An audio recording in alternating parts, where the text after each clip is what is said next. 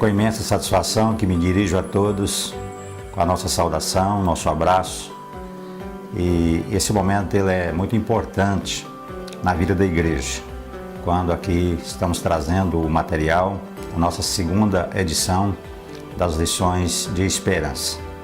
Gostaria de convidá-los a mergulhar no conhecimento da Palavra de Deus. E essa nossa lição ela vai trazer por si um esclarecimento muito profundo a respeito daquilo que tem sido, às vezes, distorcido no seio da igreja. Nossos pastores tiveram o cuidado de preparar com muita profundidade as lições que nós estaremos abordando nesse próximo trimestre. Queria que você abraçasse professor, pastor, pessoas que vão estar no conceito da igreja como luzeiro, para trazer para nós o esclarecimento da verdade, pois a Bíblia é a verdade e é nela que nós nos vamos deter nesse nosso próximo trimestre para enfatizar aquilo que é necessário para esse nosso tempo presente.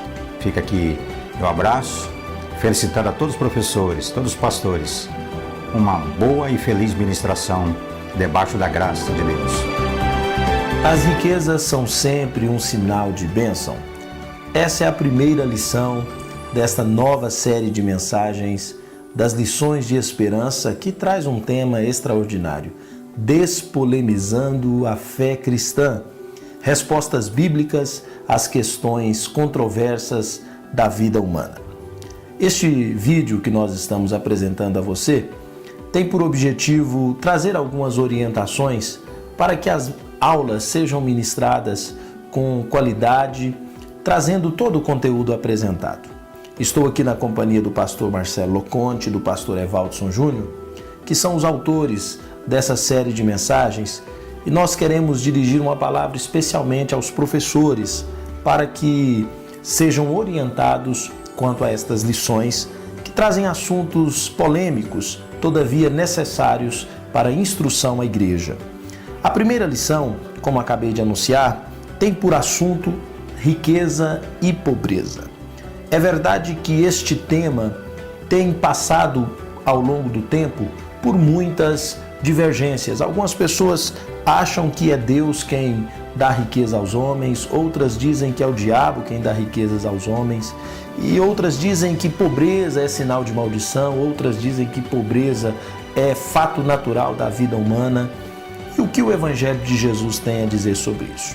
Portanto, na introdução, recomendamos aos professores que expliquem os eixos temáticos que nós vamos trabalhar nesta lição, que são, na verdade, 4 eixos temáticos.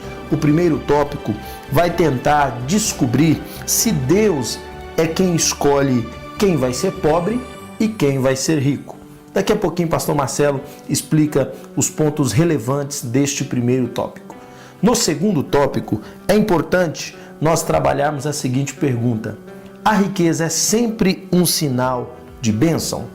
Ao passo que toda pobreza seria um sinal de maldição? Pastor Evaldson Júnior há de nos explicar os termos bíblicos para responder essa questão. A terceira: será que a Bíblia ensina uma pessoa a ficar rica? A Bíblia seria um manual de riqueza?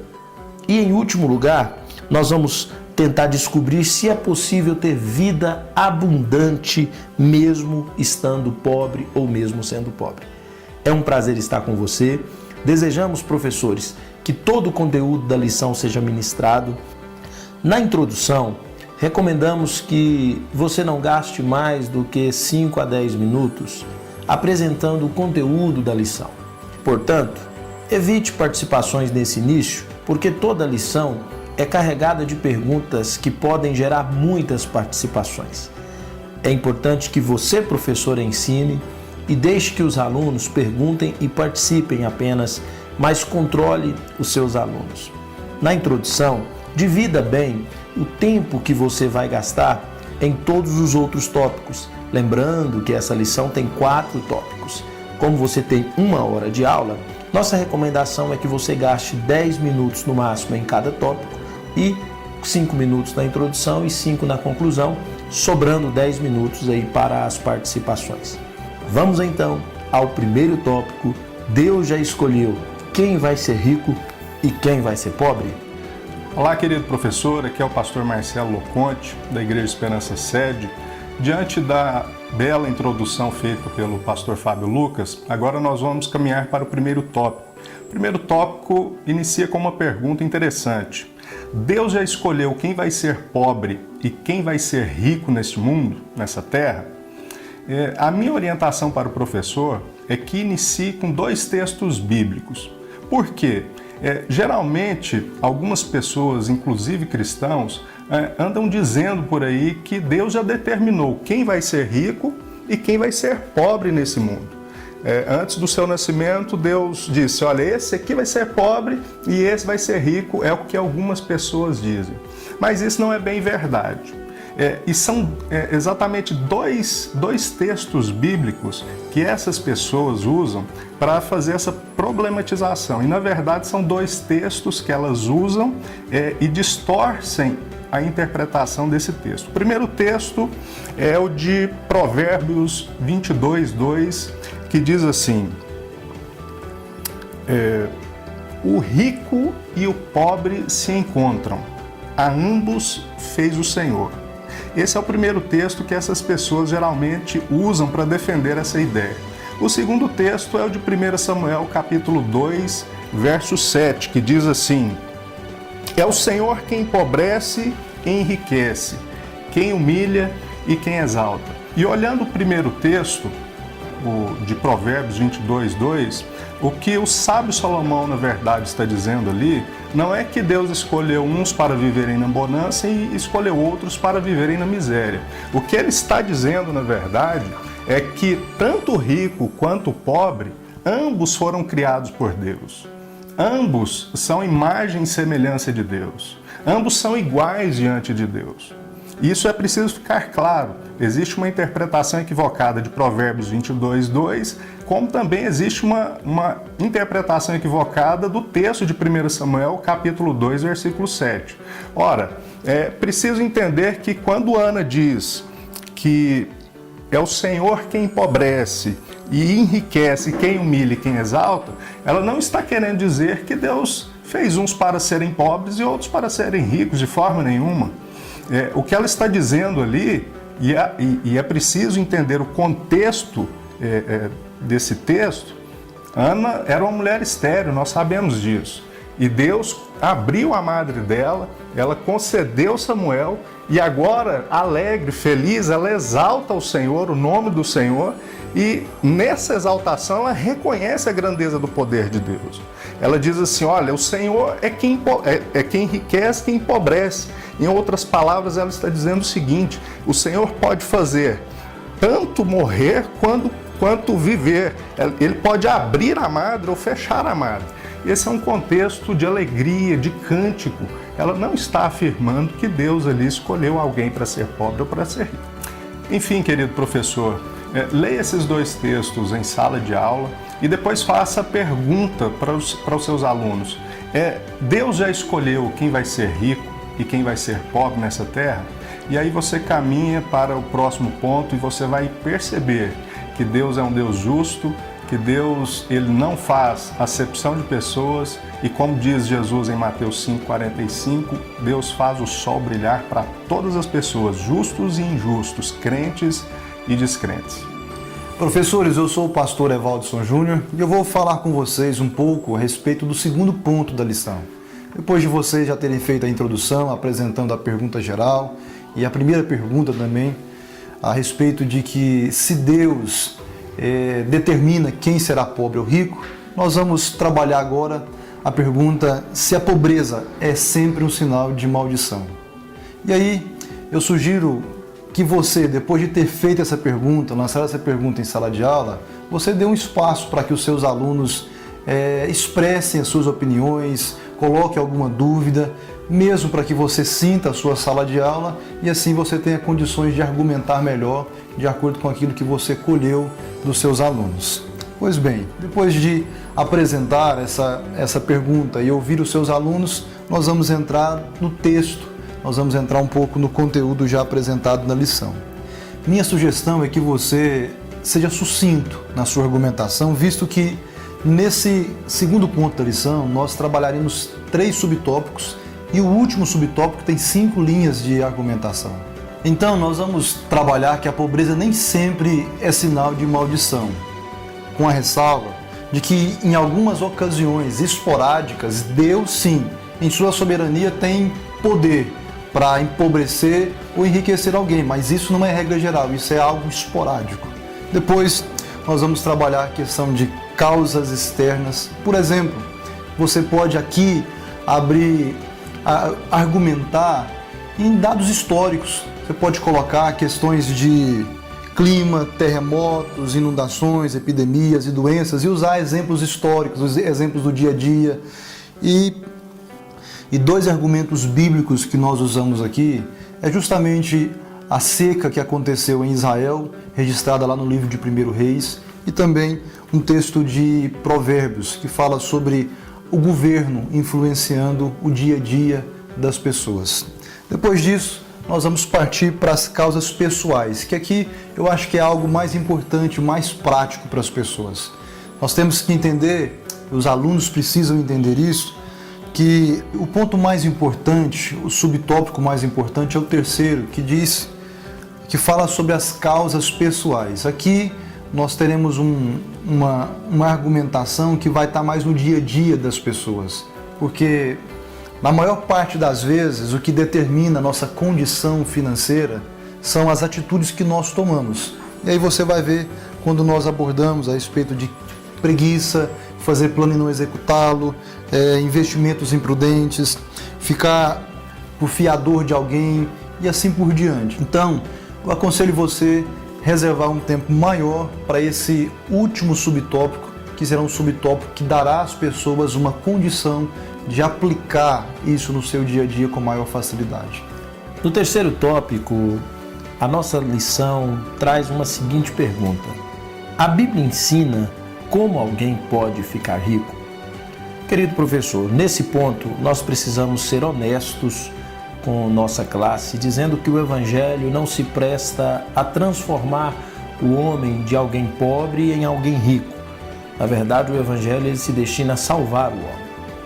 Todavia, compulsando as páginas das Escrituras, nós percebemos que existem diversos versículos na Bíblia que trabalham riqueza, trabalham o assunto da pobreza e apresenta princípios de prosperidade.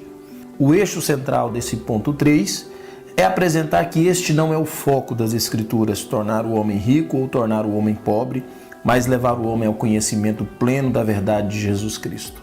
Agora, esse assunto ele é distribuído em 6 subtópicos e você pode apresentá-los aos seus alunos, mostrando em primeira mão que a Bíblia, ela de fato não tem esse foco, como eu acabei de dizer, mas que traz alguns princípios que, se obedecidos, podem trazer prosperidade. Por exemplo, o princípio de ser dizimista e ofertante. Esse é o primeiro e o essencial requisito e nós precisamos ensinar isso à nossa igreja. Porque aqueles que não dizimam roubam a Deus e, de fato, comem as sementes que poderiam trazer para eles uma prosperidade segundo Deus. Embora é verdade que existem pessoas que não dizimam e também prosperam. Só que será que essa prosperidade ela vem realmente de Deus?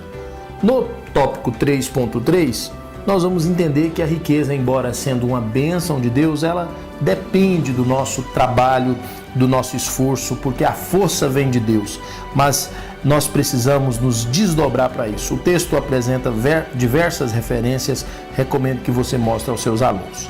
O 3.4 traz um princípio que é preciso ensinar à igreja, que é de gastar menos do que você ganha. O texto de Provérbios 21:20 mostra esse texto também, maravilhoso. 3.5 é um assunto que todo crente precisa ser muito alertado. Saia da escravidão das dívidas. Tem um dado interessante na sua revista que 54,15% das famílias brasileiras, de acordo com o IBGE, estão endividadas. Você pode até talvez perguntar na sala, quem não tem uma dívida? É claro que todo mundo deve, a gente deve tantas coisas, deve o financiamento do carro, da casa. Existem dívidas que comprometem nossa renda e dívidas que estão dentro do nosso orçamento. Explique isso aos seus alunos, porque a Bíblia fala seriamente contra as dívidas, mostrando que elas são uma forma de escravidão. Finalmente, mostre o último princípio no tópico 3.6, que é a importância de buscar conhecimento e sabedoria. A Bíblia diz que o conhecimento faz as câmaras se encherem de bens. De tal maneira que esse tópico você gaste no máximo 10 minutos apresentando esses 6 princípios elementares que a Bíblia ensina para prosperar, mostrando que, embora esse não seja o foco central do Evangelho, a Bíblia apresenta claramente esses princípios e aquele que os obedece certamente será muito próspero. Caminhamos agora para o tópico 4 com a pergunta: é possível ter vida abundante na pobreza? Os pregadores da prosperidade dizem que isso não é possível.